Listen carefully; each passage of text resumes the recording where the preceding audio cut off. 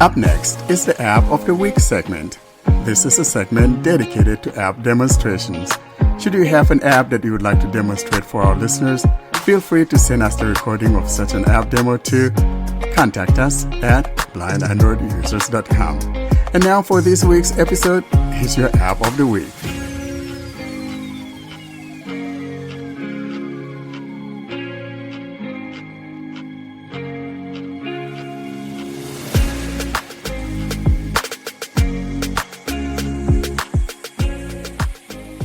Let's move on to our next segment, and this is the App of the Week. And this week I'm demonstrating an app called Startpage. Here is Startpage.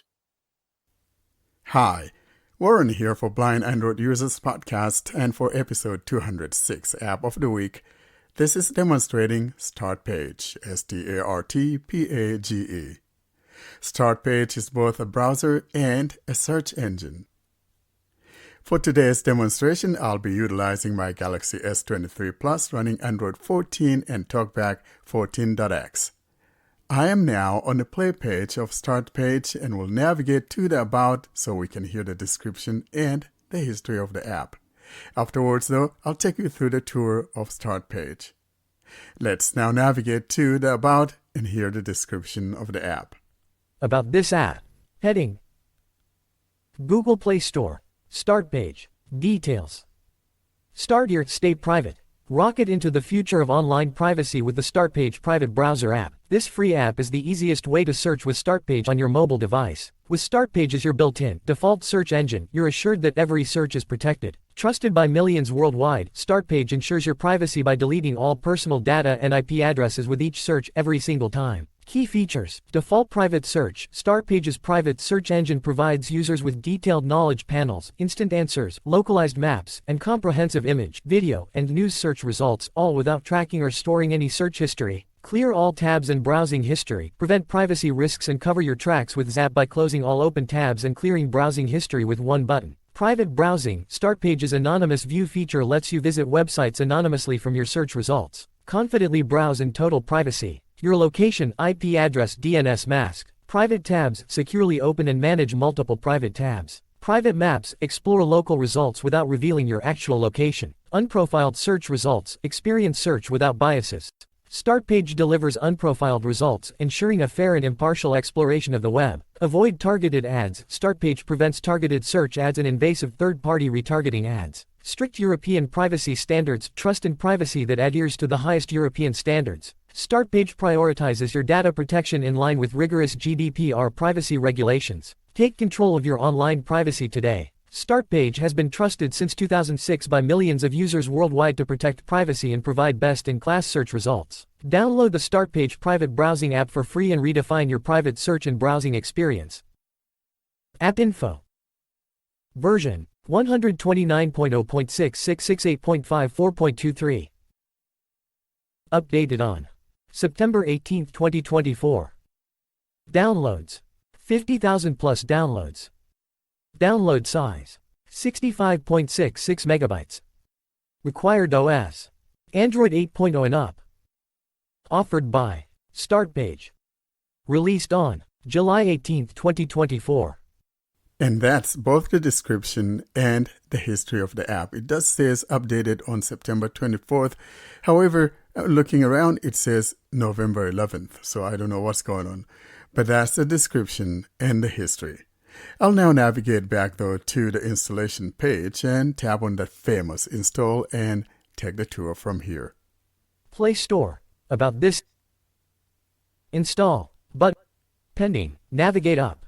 Button out of list. Startpage. 3%. I believe it's finished installation and will now tap on Open. Open. Button. Startpage. Out of list. We're now on the tutorial page and putting my finger down. Page. Private search, endless exploration. Protect your online activity with Startpage. And at the bottom across the screen is Get started. Button in horizontal pager. Page. Set Startpage as your default browser. No search tracking, no profiling, no personal data stored. Page 2 of 4. And on this page, we have 3 buttons. We have the back on the top left corner, and to the right, we have the skip button. And at the very bottom on the left, we have the set as default. I'm going to tap on the skip. In other words, I'm skipping making it my default browser. Skip button. Page. Allow Startpage notifications. Manage downloads and stay informed about updates and new privacy protection features. Page 3 of 4. Again, we got 2 buttons at the top. We got back on the left and then skip on the right. And at the bottom is the allow. In other words, if you want to get notifications, and you guys know me for being notorious for not liking notifications. And so I'll tap on the skip on the top right corner. Skip button. Page. You're all set. Privacy and peace of mind await. Page 4 of 4. This is the last page of the tutorial, and at the bottom we have across the screen, Start exploring button. There we go. We tap. Start page. Search or enter address. Edit box out of grid pager. We're now in the menu eye of the app, and we're settled on the edit field that is found near the top. That's all that we have there, and to the right of it, we've got a couple buttons. We got Switch or close tabs button. And the top right. Customize and control start page button. And here is the customization button. I'll tap here and go through and see what we have. Pop-up window. Forward button disabled in list. We're on this page, and the first thing we landed on is the forward disabled. Of course, I haven't navigated to any pages, so by default, this is disabled. This is a button, and there are 4 additional buttons to the right of it. And now going from this button to the right, we've got Bookmark button. Download button disabled. Page info button. And the last one, Refresh button. that's the refresh button. Below this, we have the following items. New tab. New private tab. New window. History. Delete browsing data. Downloads. Bookmarks. Recent tabs. Settings. Help and feedback. And that's the last item. Let's go into the settings though, because I believe here is where the customization takes place. Settings. Settings. Navigate up. Button out of list. We're now in the settings, and I'll go through the items, and if there are any items that I think are of importance, I'll go into it, or else I'll simply be going through, and you can go through this during your leisure time. Here's what we got in the settings page. Basics. Heading 1 of 14. Password manager. 2. Payment methods. 3. Addresses and more. 4. Privacy and security. 5 of 14. I think we should take a quick look at the privacy and security, because this is all about security and privacy. We should go into here and look at what it has to offer. Privacy and security. Navigate up. Button out of list. I'll just go through the items that we find here in the privacy and security. Privacy. Heading 1 of 10 in list 10 items. Delete browsing data. Delete history cookies, site data, cache. 2 of 10. Third-party cookies. Third-party cookies are blocked in private tabs. 3 of 10. Send a do not track request. Off. 4 of 10. Lock private tabs when you leave start page. Use screen lock to see open private tabs. Off. Switch 5 of 10. Security. Heading 6 of 10. Safe browsing. Standard protection is on. 7 of 10. In other words, if that's all you want, you leave it at this, or else you could tap on here and go choose the one you prefer. Always use secure connections. Use HTTPS whenever possible and get warned before loading sites that don't support it. Off. Switch 8 of 10. Totally up to you. Use secure DNS. Automatic. 9 of 10. And Access payment methods. Allow sites to check if you have payment methods saved. On. Switch 10 of 10. And that's the last one. I'll now go back. Settings. Privacy and security. 5 of 14 in list 14 items. Moving on. Notifications. 6 of 14. Theme, 7 of 14. Advanced, heading 8 of 14. Homepage, off, 9 of 14. Accessibility, 10 of 14. Let's go ahead though and jump into accessibility and see what we got. Accessibility, navigate up, button out of list. In accessibility, we have the following.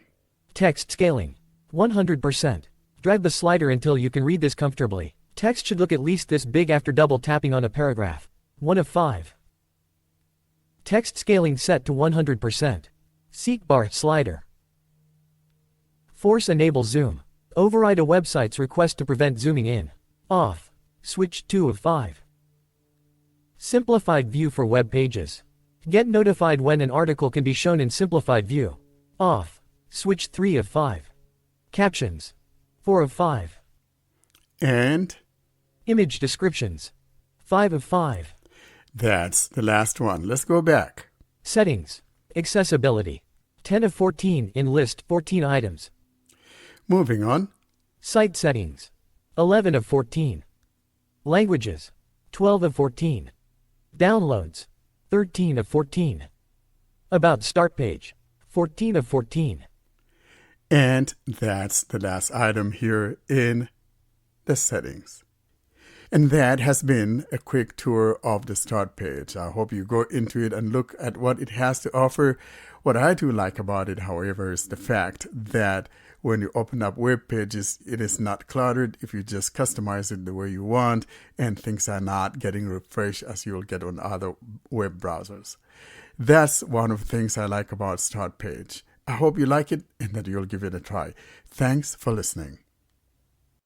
And that's that little demonstration there of Startpage. I really like the app. Nice clean UI, and probably that's what kind of draws me to it. But if you have another choice, this is another choice, because on Android it's all about choices. I guess it should be everywhere that we have these choices. But if you don't like your browser, it doesn't hurt to try Startpage. You may like it. It all depends on how you want things laid out, and it's nice to have another choice. I already know the answer, but are you going to start using this as your default browser now?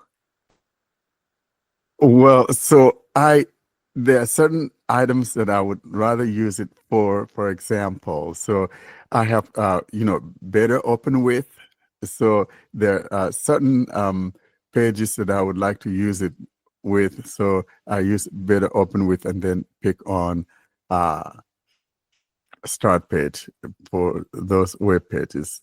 And then there are certain web pages that I just let Chrome handles, So it's kind of convoluted, but I want to be able to see the changes, but I like the way it presents web pages. So do you know, I noticed that you had two options. You could open a new tab or open a new private tab.